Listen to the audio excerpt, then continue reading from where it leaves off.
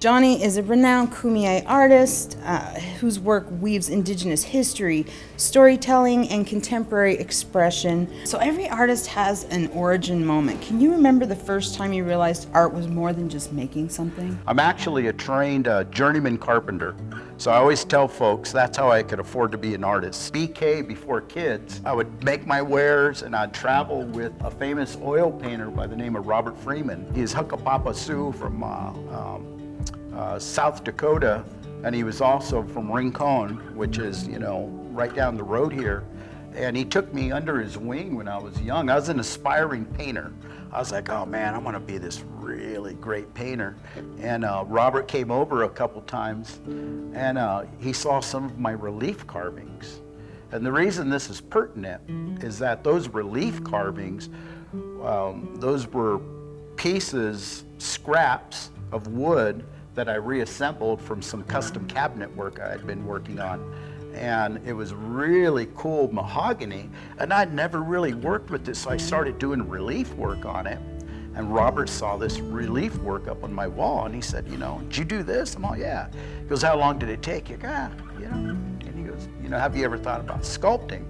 Mom, not really. I go, I want you to kind of look at my paintings. I just heard you in another interview recently say that there is no indigenous word for art because it is who we are. It's part of life. This is a specific picture of a woman who is from Mesa Grande. How do you do something like this and convey the importance and significance? She's working on a metate, right?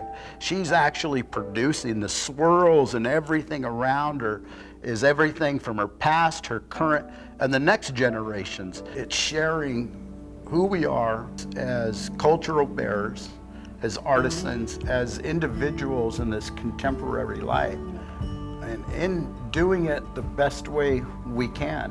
Whether you're putting together this incredible basket that a cousin of mine did, right? Doing some of the other work. These are all expressions. And so that's why it's important as indigenous people is to come to this type of engagement. Engage with folks, right? Let you know. We're all here in Valley Center. We're from the res, from different walks of life. And how can we share our stories and our art and bring it together and let it be celebrated and seen, right? Valley Center has some deep history, some great stories as well. The question is, have I seen art heal? We're talking to the next generations about, tell me what this is about. Tell me what influences you. Let me know, let me in. But it's creating that safe place. It really is. They're going to be respected. It's going to be seen. In some parts of our society, you're different. Yeah. You see things differently. That's how most teenagers feel, right? Yeah. People don't understand what I'm doing. But yet you're at that crux. You're at that point of truly being influenced by your world. They say your world's recreated for you 6 times throughout your life. Imagine being that teenager looking for that help in the evolution, not even realizing that you're in that evolution, right? And it's like, come do your art, put it up, and let's do this. It's a fragile process. With my foundation, it's something that is at the heart of what we're doing in the support aspect. We talk about creating pathways for the next artist, right? And it's a lot of responsibility because sometimes our creative side comes from trauma.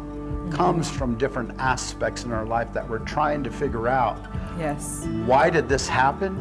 And then why did this maybe happen to me or to a loved one? And we try to find a way through that. And I know my artwork stems from just, growing up, which was as the youngest of 10. It was traumatic. I was the fastest runner though, and the favorite. Oh, that's amazing.